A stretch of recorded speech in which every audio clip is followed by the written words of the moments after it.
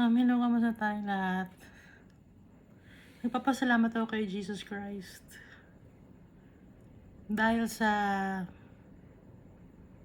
naging mahirap siya nung nagpunta siya dito sa mundo para tayo naman ay maging mayaman. Maging mayaman sa spiritually speaking at saka para ma-inherit natin yung kaharian ng Diyos. Yun ang tunay na kayamanan. So, nung nandito si Jesus Christ sa mundo, nagpakumbaba siya, hindi siya naging mayabang. Binaba niya ng sobra ang kanyang sarili para tayo naman ay maiangat niya. Tayo ay ma-redeem niya. So dahil sa pagbibigay niya ng buhay sa atin, kaya tayo yumaman. Yun ay makukuha natin ang ating inheritance at makakasama na natin siya to rule in heaven. Kaya pasalamat tayo lagi kay Jesus Christ, tsaka kay Almighty Father. So, yung last time, yung binasa natin, dito sa Mark, no? Chapter 15, yung kung paano siya naghirap sa cross ng Calvary. Kung ano ang ginawang trato sa kanya ng mga tao. Walang ginawa si Jesus kundi puro pagmamahal ang pinakita niya. Puro pagtulong sa tao. Pero ang ginanti natin ay kasamaan kay Jesus Christ. Kasama na rin tayo sa nagpapako sa kanya sa cross. Dahil sa mga kasalanan natin. Pero dahil sa pagkakapako sa kanya sa cross, yun din ang magiging way para tayo ay mapatawad. Yung kanyang blood.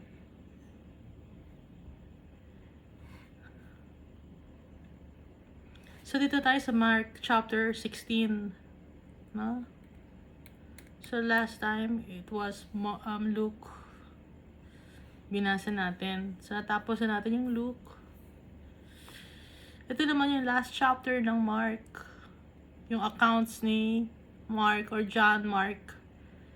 Kasama ni Peter, no?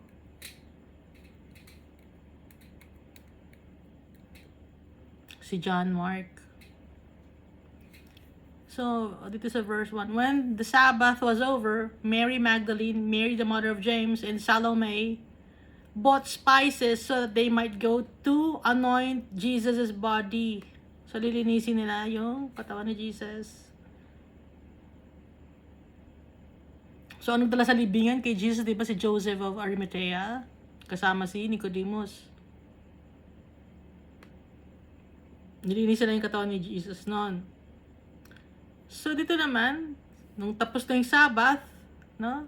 So, kung tapos na yung Sabbath, kinabukasan ng Sabbath, ano ba yung Sabbath? Rest day, no? After ng rest day, ang totoong rest day ay Sabbath day. Pero nga, yun sineselebrate Sunday, no? Yung Sabbath day. Pero nabuhay si Jesus early on the first day of the week. So, Monday. Kung sa ngayon, no? Monday. Pero, dito sa Bible, ano bang first day? Monday ba o Sunday? Kasi ang sineselebrate ng mga tao is Sunday ang pagkabuhay ni Jesus. Pero nakalagay dito sa Bible, first day of the week. First day of the week bang Sunday?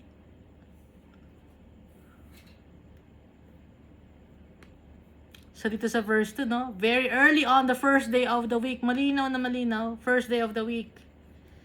Just after sunrise, they were on their way to the tomb. And they asked each other, who will roll the stone away from the entrance of the tomb? Kasi nga, puro babae sila. Sinong magtutulak ng stone galing na away from the tomb? Kasi mabigat yon, no? So, paano nila itutulak yon? Puros babae sila. But when they looked up, they saw that the stone, which was very large, had been rolled away. Pero nung nakita nila, nung nandun na sila sa tomb, wala na yung bato na naging enclosure ng tomb, nakatanggal na sa pagkakalagay sa pagkakalock or pagkakatakip. Nakabukas na. As they entered the tomb, they saw a young man dressed in a white robe sitting on the right side, and they were alarmed. So sa book of Luke, dalawa sila, no? Na young man dressed in white robe. Pero dito naman sa accounts ni Mark, isang lalaki lang na nakadamit ng puti. Maningning, no? Sitting on the right side, and they were alarmed. So natakot sila, bakit may tao doon? So, ang sabi, nung young man, so itong young man ay angel to, the Almighty Father, don't be alarmed, huwag kayo matakot. He said, you are looking for Jesus the Nazarene. Hinahanap ninyo si Jesus, no? The Nazarene, who was crucified, na ipako. He has risen. Nabuhay siya. He is not here. Wala siya dito. See the place where they laid him. Tingnan nyo kung saan siya inilagay. Wala, di ba? But go, tell disciples and Peter, he is going ahead of you into Galilee. And there you will see him just as he told you. Magpunta kayo sa Galilee. Nauna na siya sa inyo sa Galilee. Doon, makikita nyo siya gaya ng sinabi niya sa inyo. Kasi sinabi ni Jesus sa book of Mark na makikita sila sa Galilee. Doon sila ulit magkikita-kita. No? Sa Galilee.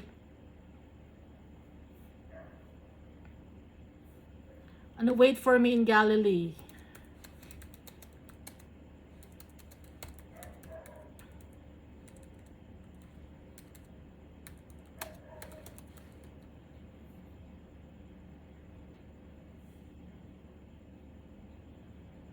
Then Jesus said to them, do not be afraid. Go and tell my brothers to leave for Galilee, and there they will see me just as I promised. Sa Matthew chapter 28 verse 10. So nag-promise si Jesus. Kung anong promise ni Jesus, ginagawa niya. Trembling and bewildered, the women went out and fled from the tomb. They said nothing to anyone because they were afraid. So, sila, kinakabahan, nervyos, nanginginig sa takot. Kasi hindi sila first time lang nilang makakita, no? Ng angel na hindi nila maintindihan, pero alam nila na iba yung young man na nakita nila. Kaya dali-dali silang umalis sa tomb at wala silang imikan kasi natatakot sila. When Jesus rose early on the first day of the week, He appeared first to Mary Magdalene. So nung nabuhay si Jesus Christ, early on the first day of the week, nagpakita siya kay Mary Magdalene, out of whom He had driven 7 demons. So, nung pinagaling niya si Mary Magdalene, nung 7 demons ang nawala kay Mary Magdalene. Hindi natin alam kung ano yung mga demons na yun, kung ano yung ginagawa ng mga demons na yun kay Mary Magdalene. Pero, na-heal si Mary Magdalene spiritually. Dahil kay Jesus. 7 yun. Hindi natin alam kung anong klaseng demons yun, na lumulukob kay Mary Magdalene. Kasi ang kasalanan ay dahil sa mga demons. Okay? Example, pag binibenta mo yung sarili mo, meron kang demon. Kasi ba't mo binibenta yung sarili mo? Hindi normal yon. O pag greedy ka, hindi ka namimigay sa mga tao, meron ka rin demon sa sarili mo. Kasi hindi ka namimigay, no? Or kung killer ka or pumapatay ka ng tao, may demon ka rin may demon ka rin, no? Or kung addict ka, may demon ka rin na lumulukob sa'yo, na nagko-control sa'yo, na hindi mo mapigil. Ganon yung demon. Ngayon, ang ginawa ni Jesus Christ kay Mary Magdalene ay hinil niya si Mary Magdalene spiritually, emotionally, no? Mentally. Kaya nawala 7 demons sa kanya. She went and told those who had been with him and who were mourning and weeping when they heard that Jesus was alive and that she had seen him, they did not believe it. Walang naniniwala kay Mary Magdalene na nakita niya si Jesus.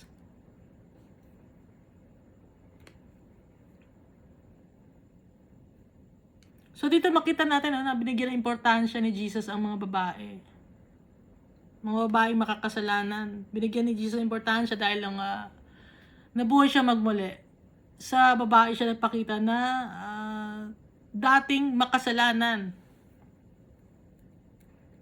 Kaya tayo, ganun din. Makasalanan din tayo. Kahit babae tayo, makasalanan tayo. Pero pwede rin sa atin, pwede rin tayong masave. Mahal din ni Jesus ang mga babae. Kaya wag malungkot yung mga babae na sasabihin na second class citizen lang. Hindi, dahil binibigyan din ng importansya ni Jesus ang mga babae.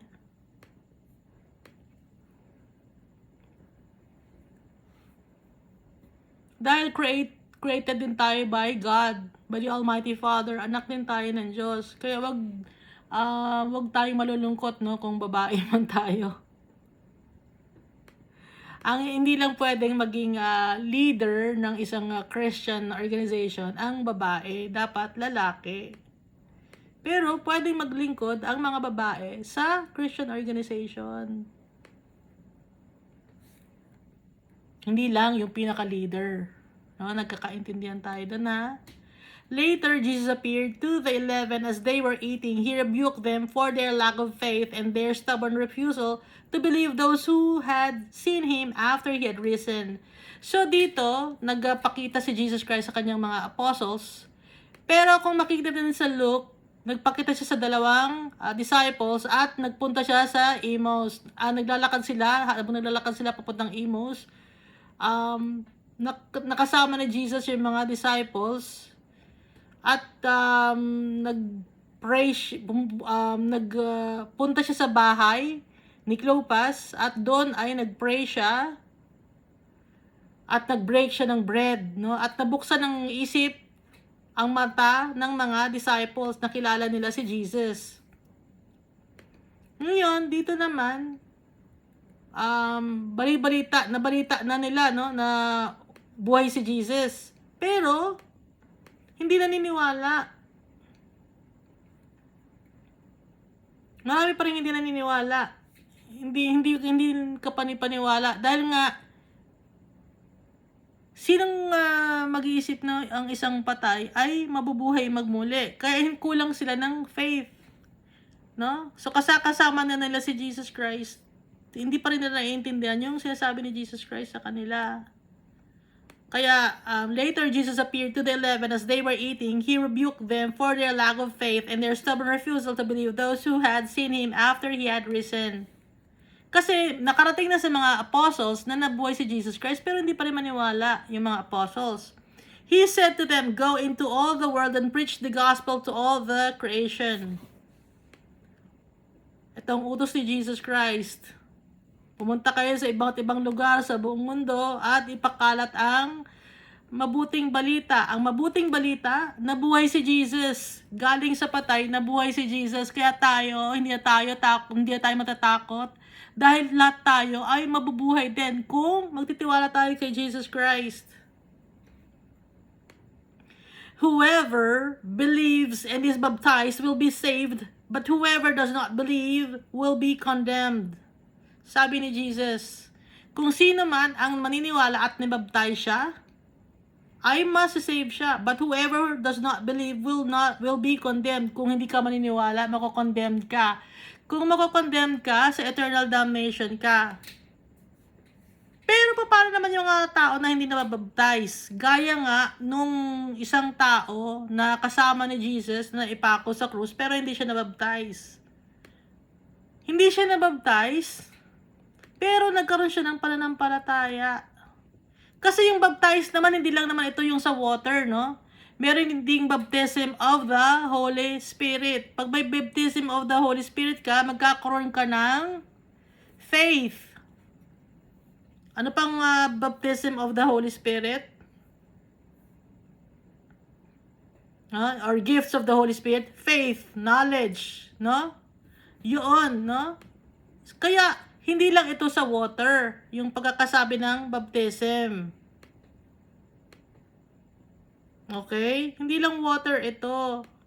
Pero may mga tao naman na nabaptize sila ng water, pero gumagawa pa rin ng kasalanan.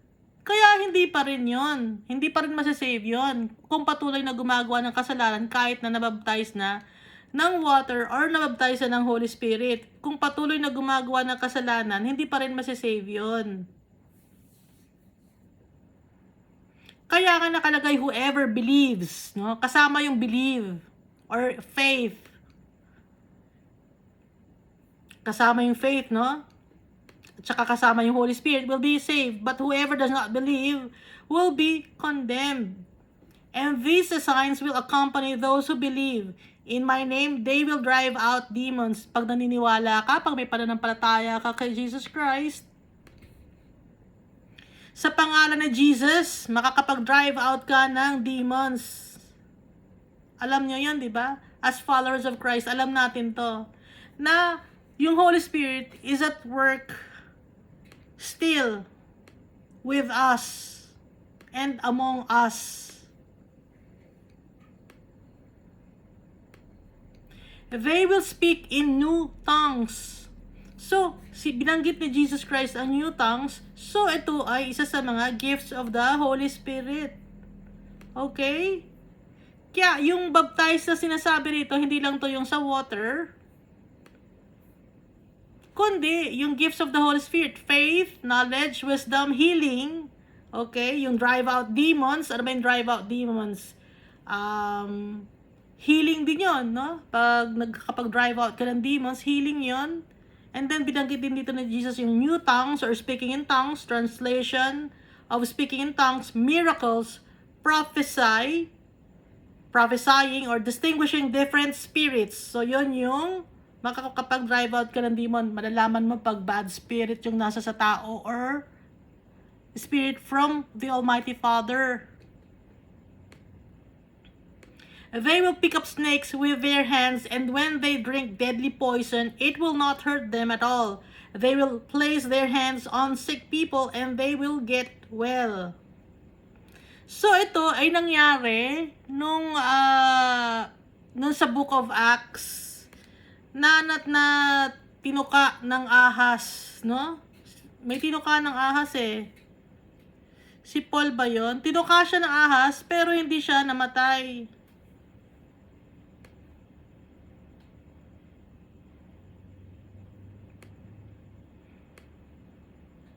It will not hurt them at all.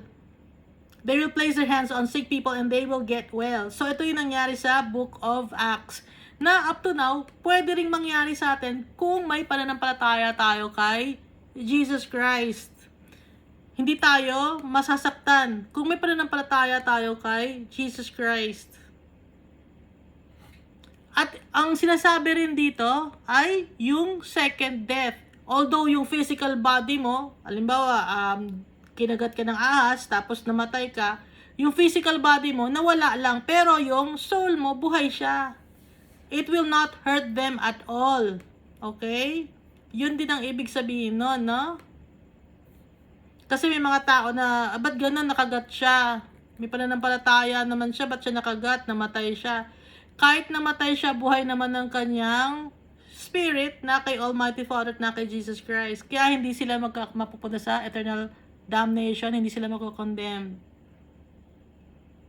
At saka yung may ibig sabihin ng they will place their hands on sick people, hindi lang to yung physically sick, mentally sick, or emotionally sick, or spiritually sick. Maraming klaseng sakit ang tao. After the Lord Jesus had spoken to them, He was taken up into heaven, and He sat at the right hand of God. Then the disciples went out and preached everywhere, and the Lord worked with them and confirmed His word by the signs that accompanied it. So, maikli lang itong book of, last chapter ng book of Mark. Na sinasabi dito sa last verse, pagkatapos kausapin ni Jesus, yung kanyang mga disciples and apostles. Pero bago yun, ibinigay ni Jesus Christ ang Holy Spirit sa mga apostles and disciples. Dito sa go into all the world and preach the gospel to all creation. Whoever believes and is baptized will be saved. Dito ay ibinigay ng Jesus Christ ang Holy Spirit. Hindi lang to binanggit. Pero kung magagawa mo yung mga bagay na to, na makakapag-speak in tongues ka, in new tongues, makakapag-drive out ka ng demons, it's because of the Holy Spirit. Kaya dito ni Jesus binigay ang Holy Spirit.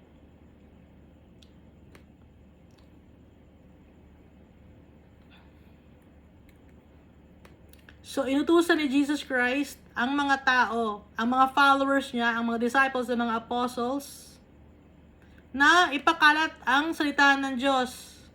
Ano yung salita ng Diyos? Na si Jesus Christ ang Savior and Redeemer at hindi na tayo mamamatay. Dahil si Jesus Christ ang isang example na buhay siya as a man, pinatay siya, napaka-gruesome or gory ng pagkakapatay sa kanya, pero nabuhay siyang magmuli. So, ganun din tayo. As followers of Christ, nabuhay tayo dito sa mundo. Hindi man natin alam kung ano mangyayari sa atin, kung paano tayo magta-transition to a new body na magiging holy yung body natin, gaya ni Jesus Christ. Hindi natin alam, no? Pero, mabubuhay tayo. Hindi tayo mamamatay kung magtitiwala tayo kay Jesus Christ at kay Almighty Father. Doon tayo lagi sa tabi ni Jesus Christ siya ni Almighty Father. Dahil mahal niya tayo. Hindi niya na tayo pababayaan. Sila ang ating tunay na family. Kaya gusto ni Almighty Father na bumalik tayo sa Kanya. Ginawa na niya ang lahat ng way para tayo makabalik sa tatay natin, para tayo maniwala sa Kanya. Na kahit na yung kanyang kaisa-isang anak, ibinigay niya sa atin. Ganun ka-faithful si Almighty Father sa atin.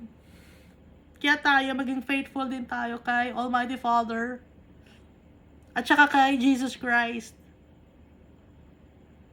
At i-keep natin ang Holy Spirit, dahil yung Holy Spirit aalis sa atin kung nakakagawa tayo ng kasalanan kasi holy ang Spirit. Hindi siya pwedeng manahan sa temple na madumi. Ano ba yung temple? Ano ba yung church? Tayo ang church. Sa atin nananahan, sa katawan natin nananahan ng Holy Spirit. Kaya panatili natin maayos ang ating mga gawa at ang ating mga salita.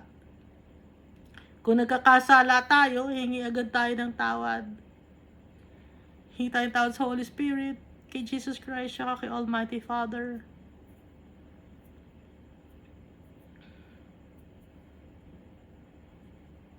Kumpleto ang pagkakagawa ni Almighty Father para ma-save tayo. Wala nang kailangan pang gawin. Kumpleto na lahat. Pati na ang history ng mundo na to, kumpleto na din. Wala na tayong dapat gawin. Ang dapat lang natin gawin ay magtiwala. Magkaroon ng faith. At yung ipinag-uutos sa atin ni Jesus Christ, mahalin natin si Almighty Father with all our hearts, with all our minds, with all our soul and strength and might. At mahalin natin yung kapwa-tao natin. Kaya na pagmamahal natin sa sarili natin. Itrato natin yung kapwa-tao natin na parang si Jesus, na pag binigyan mo ng tubig ang kapwa-tao mo, parang na rin si Jesus ang binigyan natin. Pag nag-share tayo, parang natin si Jesus ang binigyan natin. Kung ano ang tinatrato natin sa kapwa-tao natin, parang si Jesus, iisipin natin si Jesus. May mga pagkakataon na nagkakasala rin ako sa mga tao na nawawalan ako ng patience. Pero hihingi natin ang tawad yun kay Almighty Father at kay Jesus Christ. Kasi inaamin ko. No? Ang gusto ni Almighty Father, aaminin natin yung mga kasalanan natin, hindi tayo magyayabang. Dahil wala naman talaga tayo may pagyayabang. Kung yung si Jesus Christ nga, kahit pwede niya ipagyabang. Anak ako ni Almighty Father. Mayaman ang tatay ko. Ang lahat pwede ipagyabang ni Jesus. Pero nung bumaba siya dito sa lupa, nagpakumbaba siya. So si Jesus Christ ang gagayahin natin. Para masabing tayo ay tunay na anak ng Diyos dahil ginagaya natin si Jesus Christ. Na mapagmahal, matulungin, maawain, very understanding, at caring sa mga tao. Walang pinipiling tao. Kahit na ketongin ka, kahit na marami kang peklat, kahit anong itsura mo, kahit anong damit mo. Kaya bumaba dito si Jesus Christ bilang nagpakababa siya. Para sa atin, para maitaas niya tayo, para ma-realize natin yung pagmamahal ni Almighty Father sa atin. Siya ni Jesus Christ. At lahat na ng tulong ibinigay nila sa atin. Wala nang kakailanganin pa. Ang kailangan lang ay magtiwala tayo. Lagi magpasalamat sa mga blessings, sa guidance, sa wisdom and sa knowledge. Napaka-basic lang at tinuturo sa atin ni Almighty Father. Hindi niya tayo gustong mahirapan. No, hindi niya tayo gustong mahirapan. Maiintindihan natin ang Bible. Dahil ipagpapray natin na, Lord, gusto ko pa maintindihan ang Bible. Gusto kitang makilala. Ipapakilala ni Almighty Father sa sarili niya sa atin. Ni Jesus Christ, ipapakilala niya. Pag pinuri natin si Almighty Father, pinupuri na natin si Jesus Christ. Kasi iisa sila. Iisa sila ng goal. Magkaiba sila, si Almighty Father tsaka si Jesus Christ. Pero iisa sila ng hangarin pag glorify natin si Jesus Christ. I-glorify naman ni Jesus Christ si Almighty Father. At pag glorify naman natin si Almighty Father, i-glorify din naman ni Almighty Father si Jesus Christ. Ganon sila, yung family. So, doon tayo gustong isama ni Jesus Christ sa family natin na may pagmamahalan, may peace. And that is with our Father in heaven.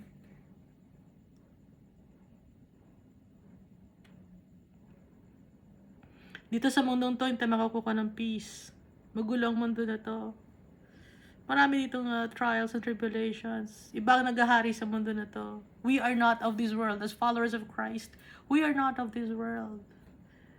As Jesus is not of this world, and so are we. Dahil tayo ang followers ni Christ. Hindi rin tayo taga dito. Kaya, kung si Jesus, they condemned Jesus, pati tayo as followers of Christ, i-condemn din. They persecuted Jesus, pati tayo. Ganun ang nangyayari. Pag sinabi ng mga tao na si Jesus, di ba, inakusa nila na he drove out demons by the name of Beelzebub. So tayo rin, ganun. Iisipin din ng tao, ba't ganyan yan? Siguro may sa demonyo yan. Ganun ang mga tao, mag-isip. Pero kilala natin ang sarili natin. Kilala natin ang tatay natin. Kilala natin si Jesus Christ. Kilala natin ang Holy Spirit. Because sa atin sila nananahan at tayo ay kaisa ni Jesus Christ at ni Holy Spirit at ni Almighty Father. At dapat tayo ay maging fruitful. Dahil pag hindi tayo naging fruitful, matatanggal tayo sa pagiging branches dahil ang true vine si Jesus Christ. Ngayon yung mga branches na hindi nagiging fruitful, tinatanggal yon, tinatapyas yon. So as followers of Christ, dapat tayo maging fruitful. Alam naman natin ang pagiging fruitful, di ba? Kung paano natin tratuhin ng tao, dapat meron tayo sa puso natin. Love, joy, peace, forbearance, kindness, gentleness, faithfulness, and self-control.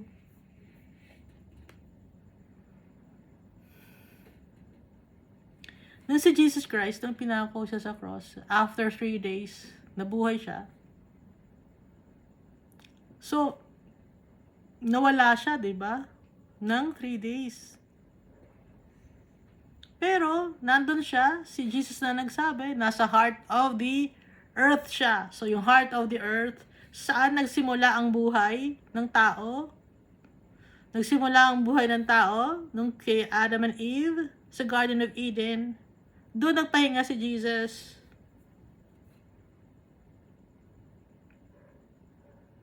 At pagkatapos niya magpahinga doon, ay nagpakita na siya sa kanyang mga apostles and disciples.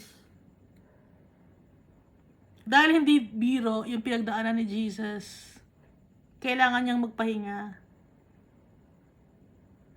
Dahil bugbog sarado yung katawan niya, yung mind niya, yung emotions niya, lahat-lahat na. So, pinagaling siya ni Almighty Father, na-heal siya dun sa Garden of Eden dahil dun yung heart of the earth. Nakalagay di man din sa Bible, di ba, yung heart of the earth. Binanggit ko sa Luke, no? Yung heart of the earth.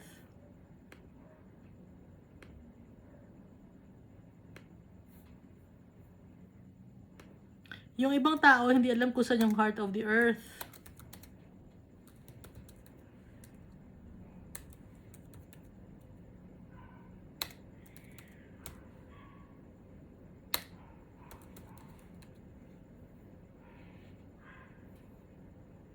Matthew chapter 12 verse 40, for just as Jonah was 3 days and 3 nights in the belly of the great fish, so will the Son of Man be 3 days and 3 nights in the heart of the earth.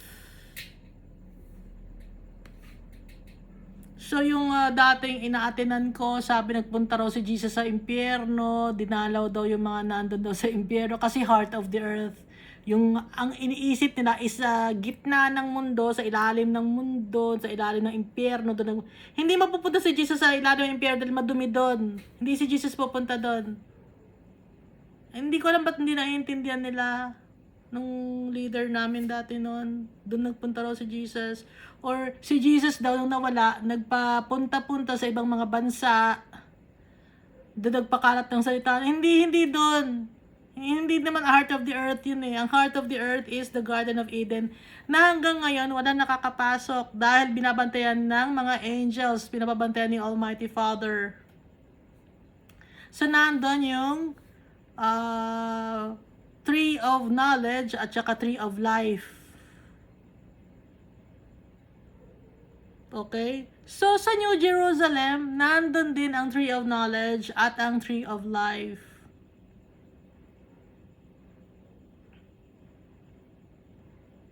So, marireveal na sa Book of Revelation, no?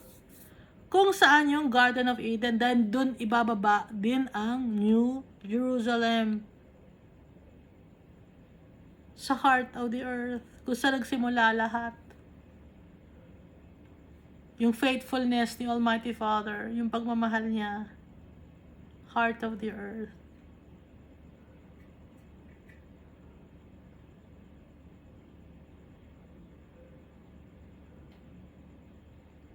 Pag nababanggit si Almighty Father, napapacify yung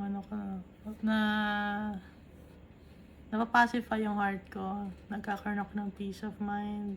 Pag si Jesus na babanggit, na natutuwa ako. Pero yung nangyari kay Jesus, na kung paano siya crucify, hindi ko na mawawala sa isip yun. Napakasakit. Napakasakit yung nangyari kay Jesus. Hindi deserve ni Jesus, pero kailangan pagdaanan ni Jesus. Ang deserve nun tayo deserve tayo doon. Dahil makasalanan tayo eh. Pero si Jesus, he didn't deserve it. Pero kailangan niya pagdaanan niya para maging example para sa atin. Na kung ang mga bagay rin mapagtatagumpayan niya, tayo rin mapagtatagumpayan natin ang mga bagay dito sa mundo. Dahil mahirap ang buhay dito sa mundo. Kaya nga gusto tayo ni Almighty Father ibalik sa tunay na bahay natin.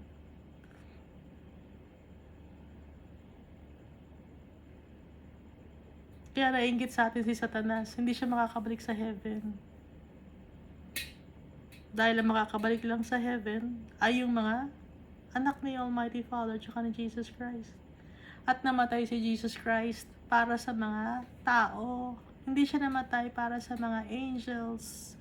So kung yung mga angels, pag nagkakasala sila, hindi na sila pwede bumalik. Hindi sila napapatawad. Tayo, we are blessed by our Father kasi kahit nagkakasala tayo, isinave tayo ni Jesus Christ.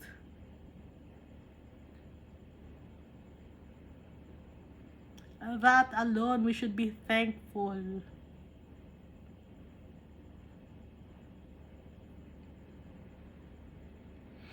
Hindi ko alam kung naiintindihan nyo yung sinasabi ko.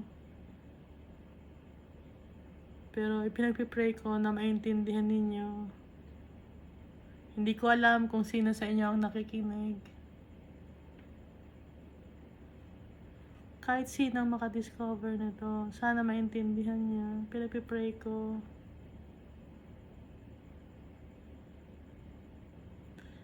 Na mahal tayo lahat ni Almighty Father. Kahit hindi natin deserve to be loved by our Holy Father. He loves us so much. And Jesus Christ also. Kaya binigyan niya tayo ng comforter, healer, or helper rather. Yun ang Holy Spirit. Kasama natin at lagi nasa puso natin si Jesus Christ.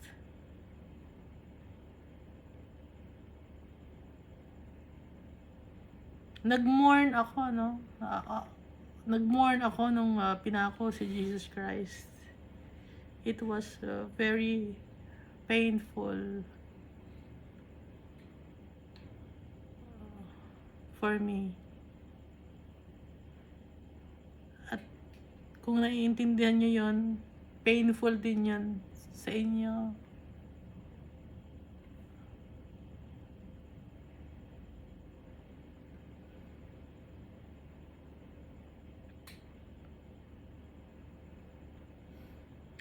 Kaya yung buhay natin dito sa mundo, mirage lang to. Dumadaan lang tayo sa mundo na to.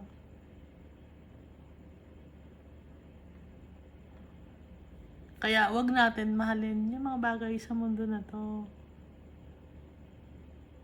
Ang mamahalin natin, yung totoo, yung tunay. Yung panghabang buhay. Sino yung panghabang buhay? Si Almighty Father, tsaka si Jesus Christ. Yun ang totoong mamahalin natin. So, yung mga nakikita natin sa mundo na to, ano lang to, yung mga pampakinang lang,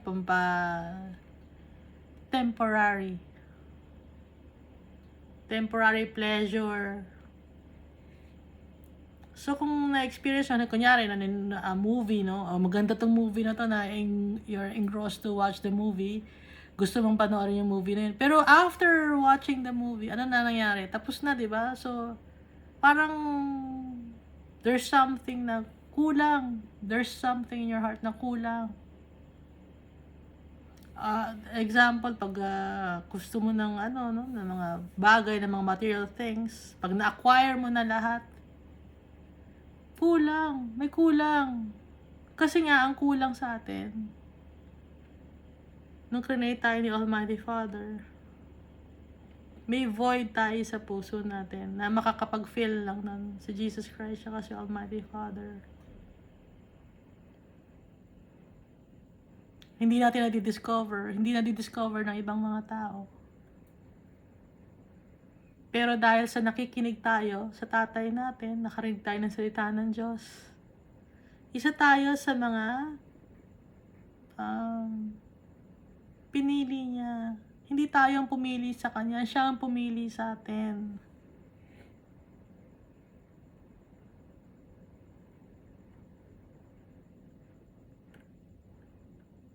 Lahat ng bagay na to sa mundo na to lilipas. Lilipas lahat. Nakikita niyo ba yung, sa past 'no, kung nanonood kayo ng mga documentary sa past, yung mga pictures ng mga lolo't lola ninyo, nakikita ninyo. Tapos sa bandang huli, the tragic ending of this family, the tragic ending of, the life of this person. Nakakalungkot, 'di ba? Lahat tragic. Pero wala pang mas tragic pa sa nangyari kay Jesus Christ. Kaya yung, nangyari kay Jesus Christ, yun na yung highest level of pain and suffering. He was alone. Walang pampatulog yun na gaya ng sa lethal injection. Wala yung hihingan ka, ano bang favorite food mo bago ka namin kuryentehin sa silya elektrika. Walang ganon.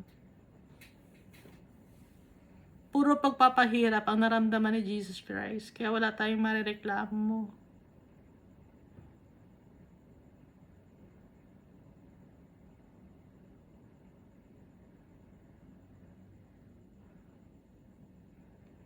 At yung mga tiyatama sa atin ng mga heartaches and pains, it's because of the result of our actions. May mga bagay tayo na mga sinabi, may mga bagay tayo na ginawa na masama, hindi maganda.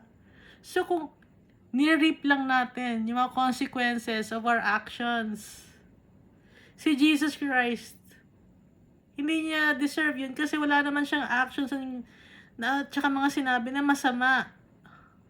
Pero tayo, nire-reap natin yung actions, tsaka yung mga na ginawa natin na nakasakit tayo ng tao. Kaya walang makakapagsabi sa atin na, oh, karma mo yan, karma mo yan. Hindi mo alam, in the future baka ikaw din masabihan ka ng ganon. Kaya wag tayong matutuwa, no? At saka yung karma, it's not from God. Pag nagsabi ka ng karma, gusto mo na yung tao na yon ay mag-suffer. Kaya wag tayo magsasalita ng mga ganong bagay. Kasi lahat tayo, meron tayong pagdadaanan sa mundo na to. Hindi man ngayon sa pagtanda natin, hindi man ngayon kung kani-kaninong experiences, directly or indirectly. Kaya kailangan natin lagi ng kalakasan from the Almighty Father and Jesus Christ. Dahil si Jesus Christ, napagtagumpayan niya yung mundo na to. And we should be happy and joyous and celebrate because Jesus is alive. And He has given us the Holy Spirit to help us. Thank you, and God loves us all so much.